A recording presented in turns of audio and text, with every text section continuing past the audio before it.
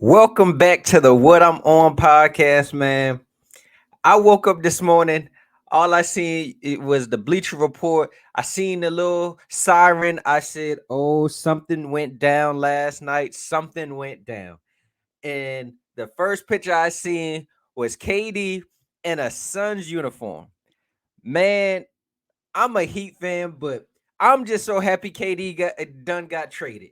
Like, hey, this changes up everything. Like it really does for me. Like I really feel like the Suns are the team to beat out west now, and we gonna get into it. But let's start off by saying what each team got. The Suns, they got KD and TJ Warren. TJ Warren has been a reliable 3-point shooter this season, and even stroking that thing. And you bringing in KD also. Ooh, we gonna still break down more on the Suns, but the Brooklyn Nets, they got Mikal Bridges, Cam Johnson, Jay Crowder, 4 first-round picks, and a first-round pick swap in 2028. Hey, let's start with the Suns. I think the Suns are the best team in the West now, to be honest with you. I really do. Like, I know we got Denver out there. We got the Mavs now with Kyrie. They look pretty good last night without Luca. Granted, I still would like at least a defensive stopper on that team, but they look pretty good last night with just Kyrie. And then you still got the Kings are I think they're a year too early. You got the Clippers and the Lakers just made some moves last night also. And we'll see. But this Phoenix team, you talking about a starting lineup of CP3, Devin Booker, Torrey Craig, KD, and Aiton. Ooh. I don't know if Chris Paul gonna be looking like he regressing anymore now that he got somebody he has two instant buckets out there. Literally. Devin Booker is a bucket, and we know the Slim Reaper is a bucket. Like, hey, for me, I just feel like the only thing I don't like about this trade for the Suns is they're giving away they're giving away at least three rotational players. Even though Jay Crowder wasn't playing, he could still have been a rotational player if he would have showed up. And you're losing depth. You already don't have much, so it's like you're playing Damian Lee more minutes, Saban Lee the other night. It's Sarge. It's looking skimpy on the bench side, but that starting five, ooh, I don't know anybody messing with that, to be honest with you. I don't. Like, the Suns made it to the finals 2 years ago, and now they done upgraded and brought in KD. Ooh, Ja Morant.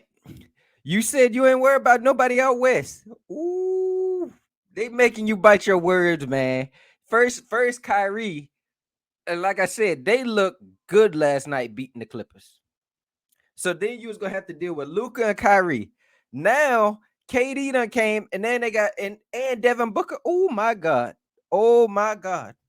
Hey, let's go to the net side. Now, I mean, it's come out that KD wanted to go to the Sun, so I can't knock the Nets for sending him to the Suns, but at the same time, you didn't get any blue chip prospect.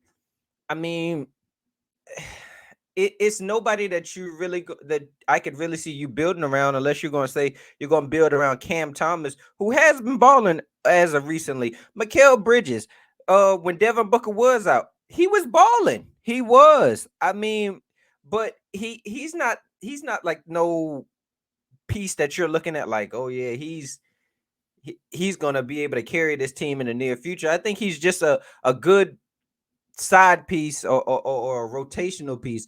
But I mean, that was my only thing. I mean, you got 5 first-round picks essentially for him, and you got Mikal, Cam Johnson, and Jay Crowder.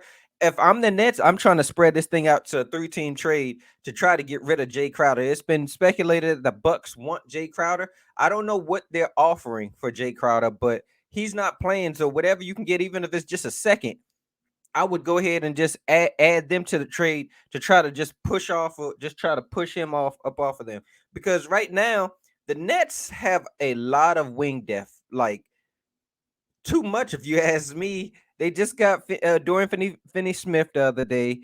They still have whatever you think of Ben Simmons. They have who else? Dang, I'm slipping. Mikhail Cam Johnson. Dang, my mind's slipping. Kevin Sumner, even though he's like a guard. They have some pieces over there that they still have Seth Curry, Joe Harris. It's like they have some pieces over there. If I'm a contending team that need wing depth, I'm calling Brooklyn. Like they're showing that they're up for sale right now. Any piece is up for sale right now. And so if I'm an NBA team that needs another piece, needs a sharpshooter, because they do have some of those, needs a versatile defender. I'm not gonna say go out there and trade for Ben Simmons, because Ben Simmons, ugh. I wonder what Brooklyn is gonna do with Ben Simmons, to be honest with you. Like, what can you do with Ben Simmons? Like, he has no trade value. He doesn't bring much on the court. I mean, he's good on defense, but other than that, it's like, nah, he ain't it. So I don't know what they do. My one thing about this trade also, though, well, the Kyrie trade.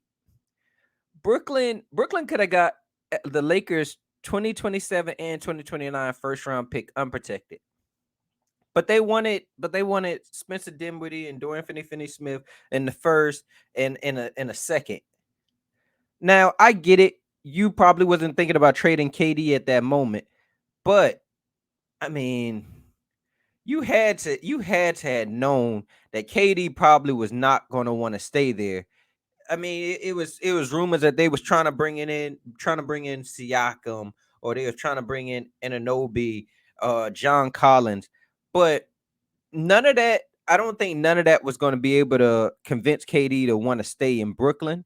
So I would have I would have probably went with the Lakers pick, to be honest with you. I know it's sending Kyrie to a place that he wants to go, so that's kind of like the pause on it. But I mean, that'd been another first round pick, and who knows what the Lakers would have been by 2029. LeBron's probably not going to be there. Well, not probably. He ain't going to be there. Hell, Anthony Davis might not be there. So that was my only thing about it. But also, Brooklyn, you talk about fumbling.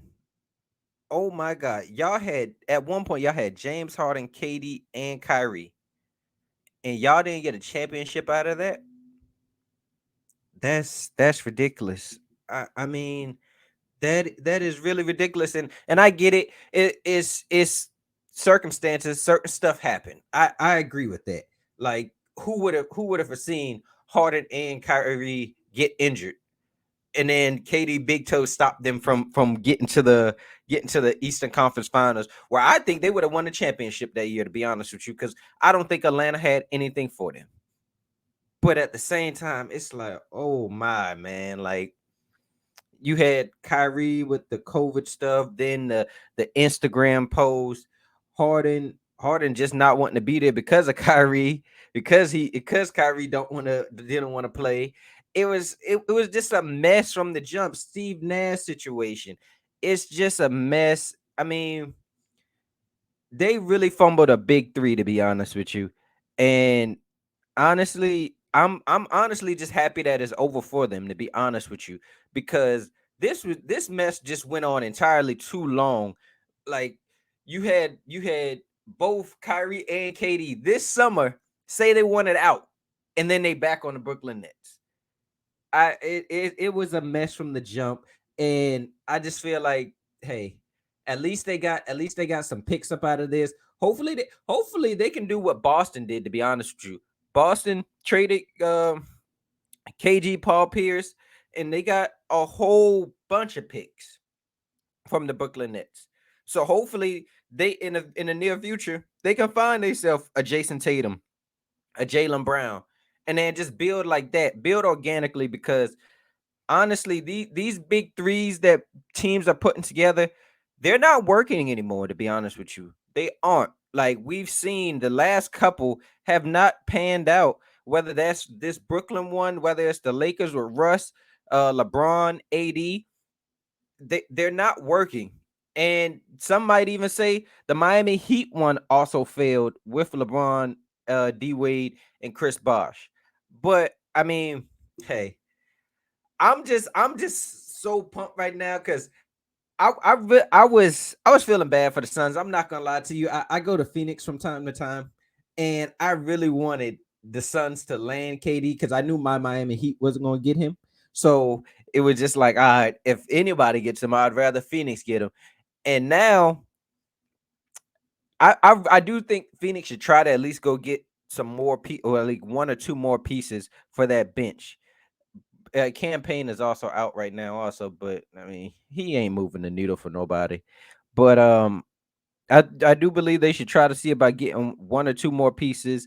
Um, I don't know. Maybe like, do you really want to try to trade Torrey Craig? Maybe trade Sark.